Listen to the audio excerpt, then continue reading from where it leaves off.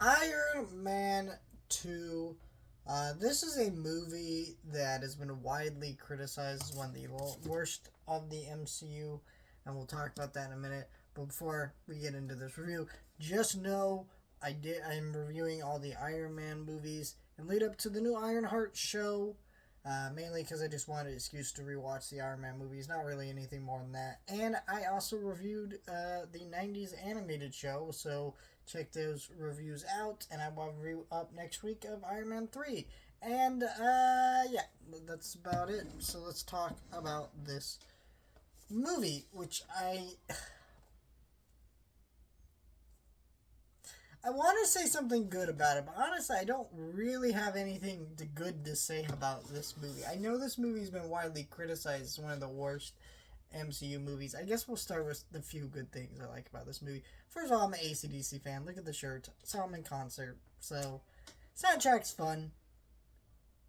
You know, it kind of feels weird there's so much licensed music in this movie because a lot of future MCU movies don't really do that, so it does make this movie stand out a little bit, I guess. But it is kind of funny. It's not that they never use licensed music, but not to this degree, anyways, other than Guardians of the Galaxy. But that's because that's a whole differently toned thing with the creative visionary behind it. But yeah, I did like some of the practical suits, but overall, and then I also liked that, this movie really dealt with the fallout of Tony Stark coming out as Iron Man. Like, you have Senate hearings and some struggles of fame and all that kind of stuff. I wish they had done a better job exploring that, but at least they attempted. That's about all I really liked about this movie. This movie's very boring because there's not really, like, a major threat going on. I know Whiplash is the villain, but there isn't, like, a major threat to that. Not much really happens in this movie. This movie's mostly memorable because, hey, introduce Black Widow. And that's really about it.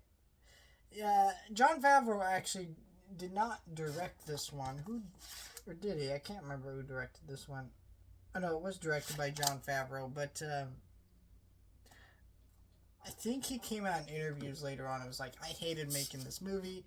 Marvel wanted me. I wanted more time on the script, but they felt like it was necessary to make another Iron Man movie to help lead into the Avengers. And so much of this movie is like built upon that idea of like building to this next Avengers thing. And there isn't really much else going on in the movie other than that. It's not really its own movie. There's not really a plot. The villain's not good.